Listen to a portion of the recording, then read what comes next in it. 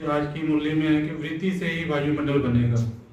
मानसिकता शुद्ध है तो वृत्ति से वायुमंडल बनता है। ठीक है, तो आज हम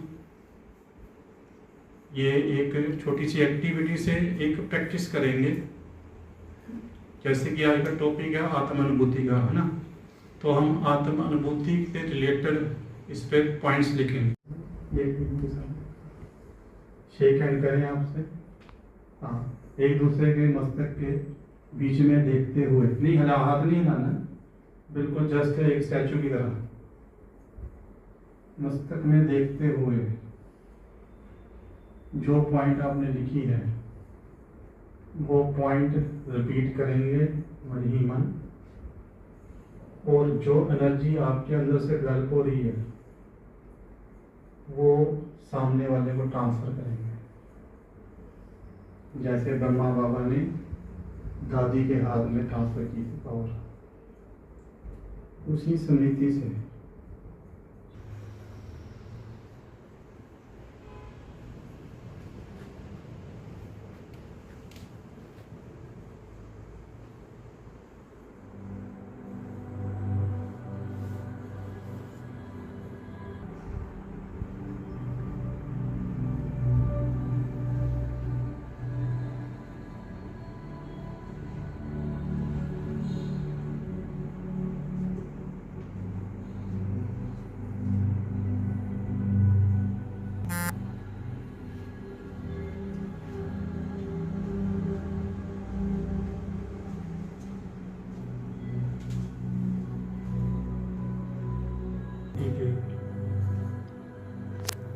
मध्य में स्थित चैतन्य शक्ति निराकार आत्मा। अभ्यास करना, अब ये हर एक ब्राह्मण के ऊपर डिपेंड करता है वो अभ्यास कितना करता है कि मैं आत्मा हूँ, सामने वाला भी आत्मा है, ये भी आत्मा, जैसे ब्रह्मा बाबा करते थे। तो तीसरा स्टेप जो आता है वो है साक्षात्कार, जिसको आज की लैंग्वेज में अनुभूति कहते हैं। वो तीसरा स्टेप है। और जब हम अनुभव में चले जाते हैं ना, तो मैं सुनाना नहीं पड़ता, वो हमारे लाइफ से दिखता है। अव्यक्त मूल्य जो आपने सुनी होगी, पापा सीधा कहते हैं कि आपने मणि को देखना, इसके नीचे सांप को देखना ही नहीं है। अब इसका हम सुन लेते हैं, पर अभ्यास कितना करते हैं। आत्मा सातों गुणों से बनी है, हम सबको पता है, पर वो गुण हमारी लाइफ में आ ही नहीं रहे हैं। क्यों? क्योंकि हम सारा दिन बॉडी कॉन्शियस में रहते हैं। ये फीमेल है, ये दीदी है, ये भाई है, ये बहन है, ये बीके है, ये पुराने, ये गरीब, अमीर है, ये वीआईपी है। सिंपल एग्जांपल दूँ, आज पीएयू में प्रदर्शनी चल रही है। छोटी सी बात, आत्मा का अभ्यास कम होगा तो कोई स्टूडेंट मेरे सामने आ जाएगी, वो छोटा, वो गरीब, जिसको बॉडी से देख लेते ना, ये अनपढ़ है, ये हम इतना पढ़े लिखे नहीं, हम कहते हैं आप सुनाओ तो उनको। अगर कोई बड़ा एजुकेटेड वीआईपी आ गई, मैं सुनाऊं, तो यहाँ पे आत्मा ज्ञान नहीं है ना। हमारे लिए वीआईपी और बॉडी से जज कर लेना। अगर कोई बड़े आ जाए, बड़े दीदी, और एक नॉर्मल साधारण ब्राह्मण, इसमें भी हम जज कर लेते हैं, कम है। तो इसलिए हमें इस बात का ध्यान रखना है।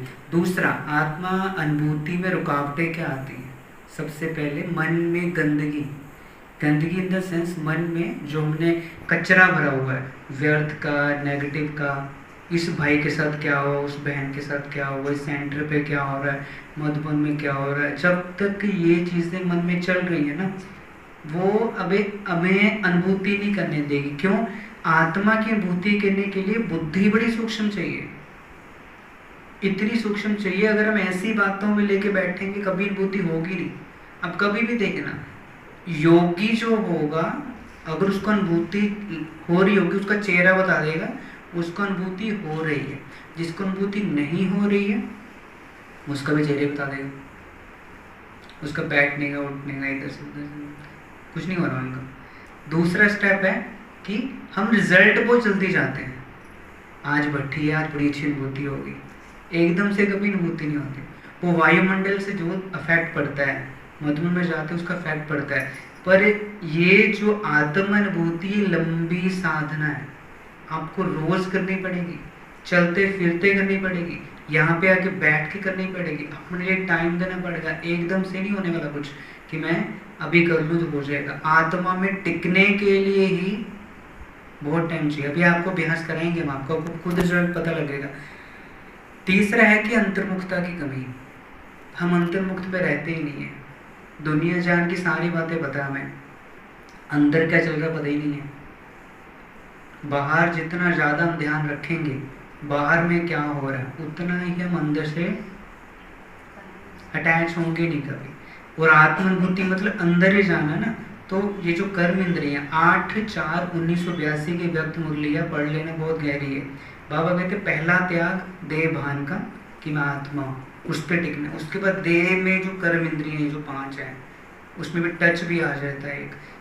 एक एक कर्म इंद्रियां मेरी कहाँ कहाँ जा रही हैं, उस पर जब मेरा कंट्रोल नहीं होगा मेरी आत्मा की अनुभूति नहीं होने वाली। अब लास्ट है, अब जिसकी आत्मा की अनुभूति होती है या हो रही है उसकी भी लक्षण है कुछ। जैसे अगर मेरे आत्मा का अभ्यास बहुत अच्छा चल रहा है, अनुभूति बहुत अच्छी है, तो पहला कि मेरी ना रिएक्शन देने की प्रतिक्रिया कम होती रहेंगी। मतलब कोई मुझे कुछ भी कह देगा मैं एकदम से रिएक्ट नहीं करूँगा, एकदम बाहर मिले तो हाँ ऐसे कैसे, किसी ने मुझे कुछ कह दिया, एक नहीं, मेरी रिएक्शन धीरे धीरे धीरे धीरे कम होता जाएगा। हमें लगता है अच्छा है, जस्टिफाई देना बंद हो जाएंगे, अपने को प्रूव करना बंद कर देंगे। दूसरा है कि मन अब हल्का होता जाएगा। कोई हमारी लोचना कर रहा है, कोई हमारे ऊपर कोई टॉन्ट मार रहा है, ताने मार रहा है, कोई हमारे ऊपर तंज कस रहा है, कुछ भी ऐसा, मैं रिएक्ट नहीं करूँगा। कोई मुझे बड़े दीदी कुछ भी बोल दे, मैं रिएक्ट नहीं करूँगा।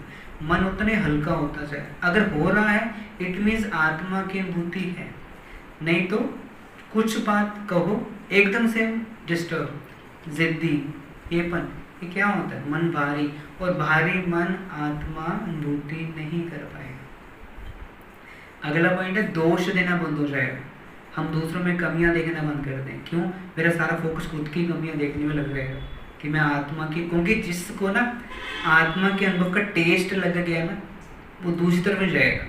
मतलब किसने अगर शायद खाया है उसको पता है शायद क्या है, जिसने जो ज्ञान ही सुना है शायद ऐसे है, ऐसा है, मीठा होता है, उसको नहीं पता। अगर मैंने आत्मा की अनुभूति का टेस्ट चख लिया तो उसको इतना अच्छा लगेगा, वो बैठेगा, टाइम दिखाएगा कब मेरा योग का टाइम आए मैं बैठ जाऊँ, कम टाइम मिले मैं बैठ जाऊँ। और जिसको नई अनुभूति होगी उसके कंडीशन आप सबको पता कि क्या होता है योग में, है ना। तो इसके लिए अब आपको ये करना अब